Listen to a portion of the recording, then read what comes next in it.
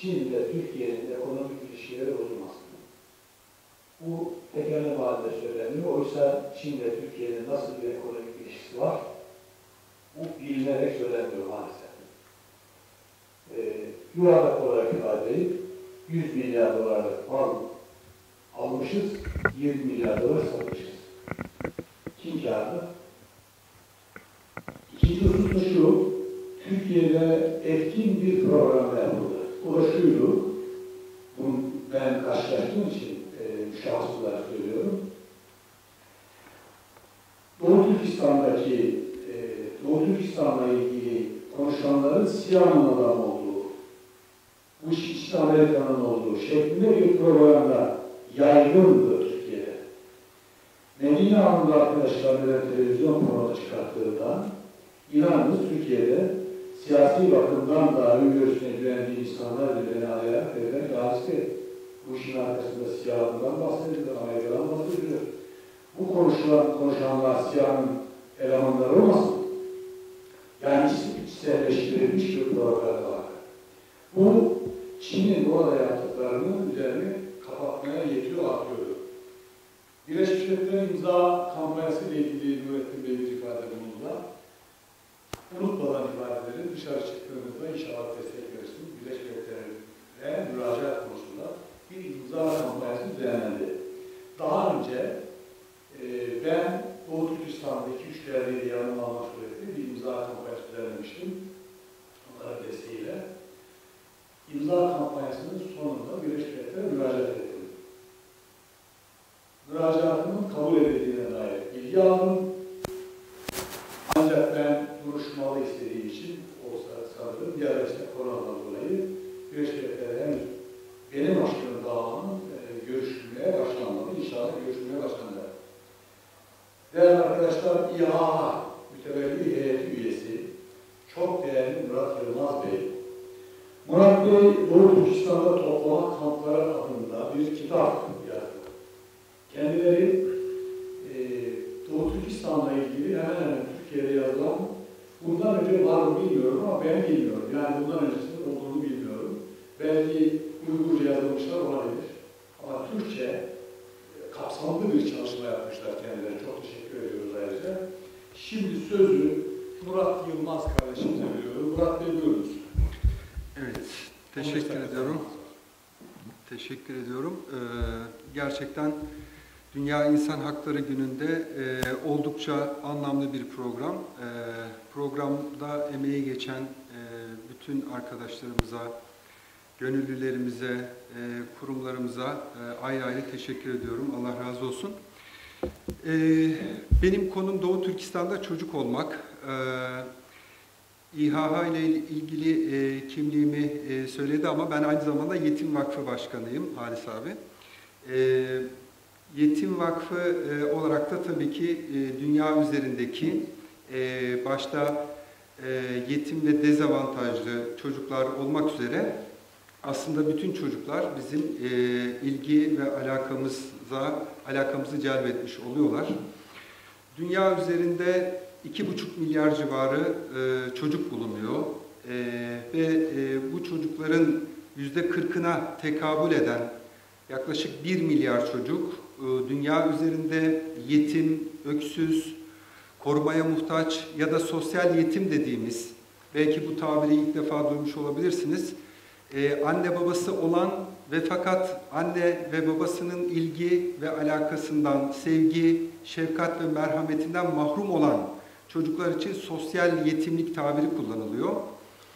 Ve bugün baktığımız zaman dünya üzerinde bir insan olarak, normal bir vatandaş olarak yaşamanın en zor olduğu coğrafya Doğu Türkistan ve yine aynı şekilde bir çocuk olmanın da dünya üzerinde en zor olduğu, en ciddi bir şekilde sıkıntılı bir hayat içerisinde olmak anlamına geldiği coğrafyada yine Doğu Türkistan'dır.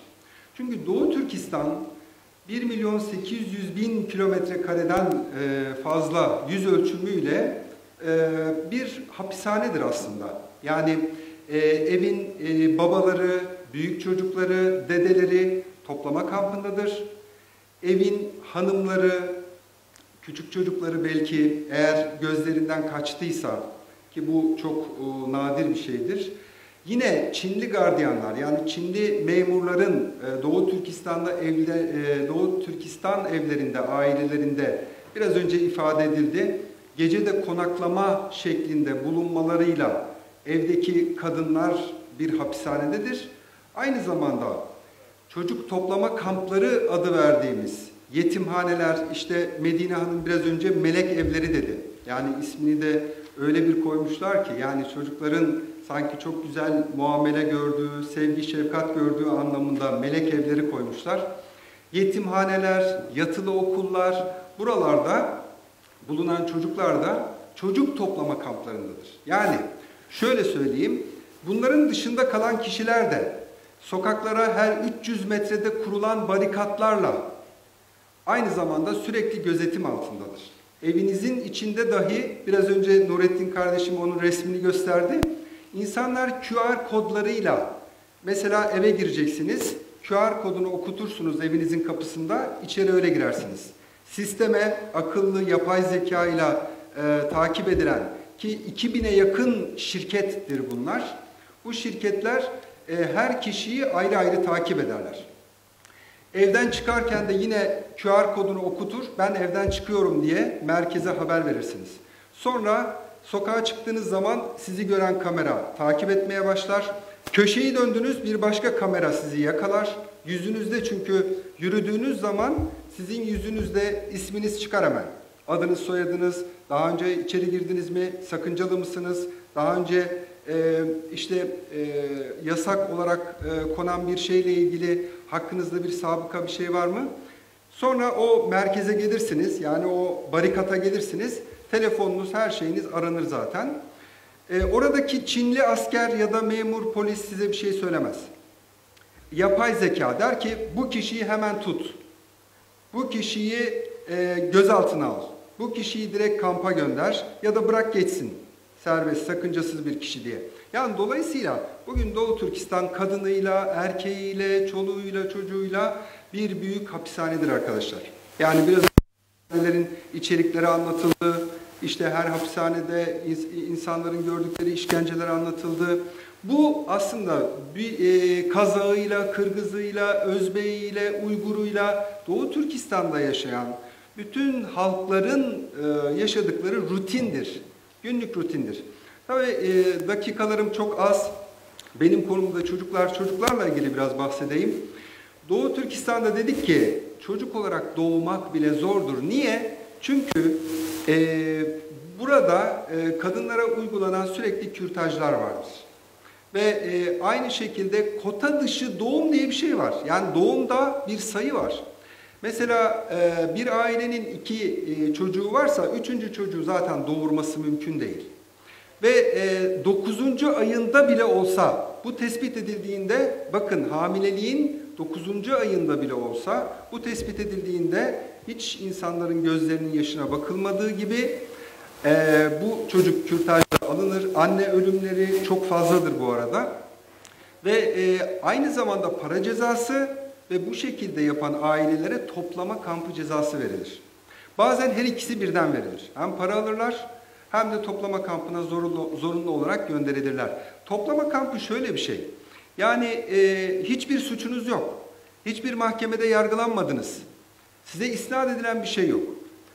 Ve sizin herhangi bir suç işlemenize gerek olmadan, ne kadar kalacağınızı bilmeden bu toplama kamplarına alınmış olunursunuz.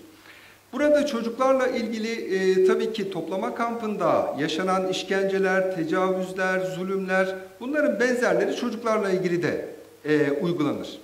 Mesela kısırlaştırma denen şey çok ciddi bir şekilde Doğu Türkistan'da yaygındır.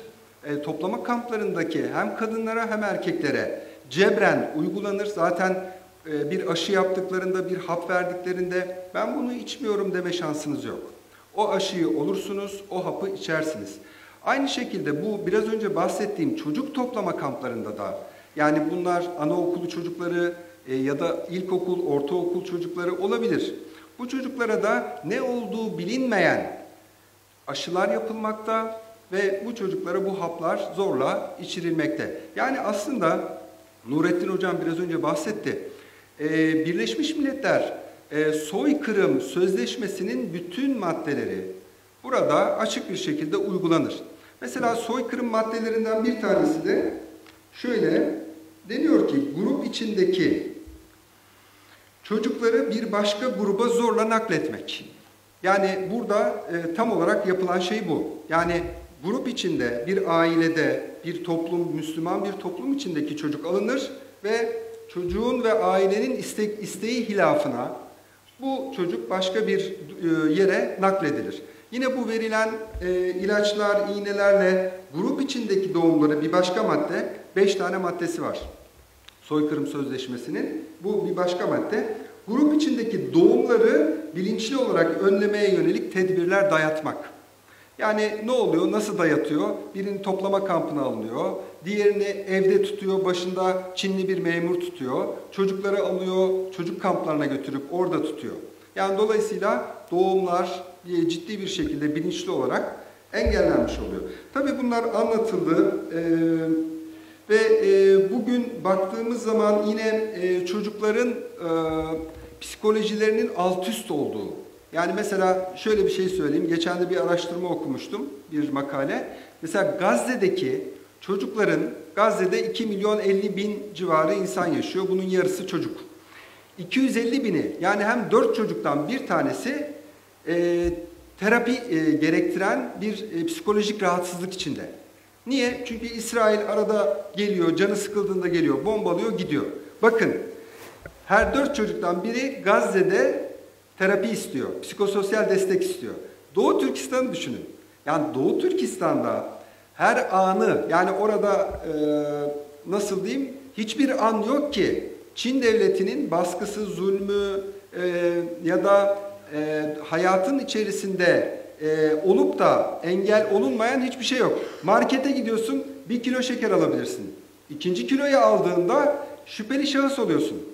Ve bu seni, yani 1 kilo fazla şeker aldın diye, marketten biraz fazla alışveriş yaptın diye bu sizi toplama kampına götürebilir. Yani hayatın içindeki akışı anlamanız açısından söylüyorum.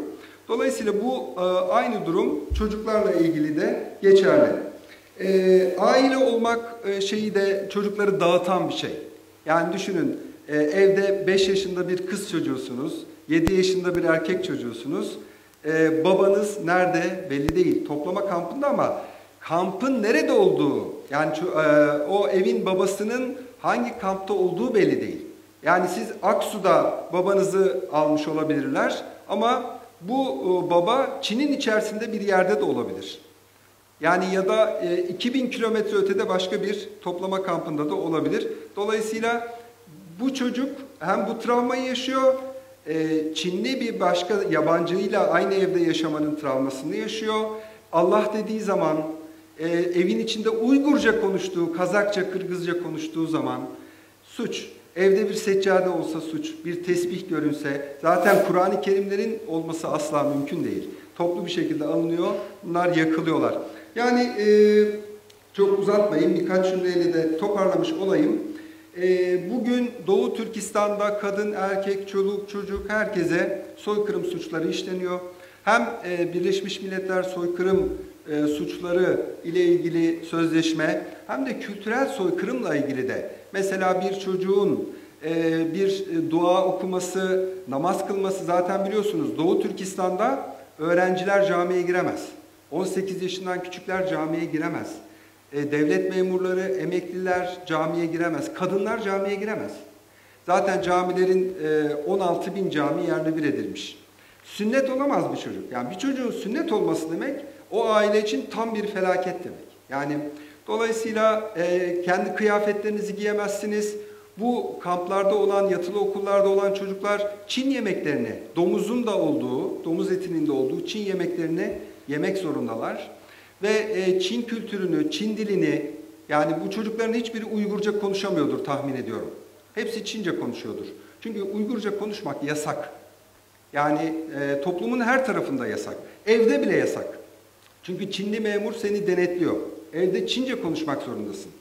Yani dolayısıyla gerçekten dünya üzerinde yaşamanın zor olduğu, her santimetre karesiyle bir hapishane olan Doğu Türkistan. Bununla ilgili neler yapılabilir? Bununla ilgili hepimizin üzerine sorumluluklar düşüyor arkadaşlar. Yani bugün sosyal medya büyük bir güç ve biz Doğu Türkistan'ın haklarını, Doğu Türkistan'ı sosyal medya üzerinden anlatmalıyız. Farklı dillerde, yani Rusça, Çince, İspanyolca, İtalyanca, Almanca, İngilizce, dünyada ne kadar dil varsa bu dillerde Doğu Türkistan'ı, oradaki zulümleri, soykırım suçlarını bütün dünyaya anlatmak gibi bir sorumluluğumuz var. Neden sorumluluk diyorum? Çünkü Efendimiz sallallahu aleyhi ve sellem şöyle buyuruyor.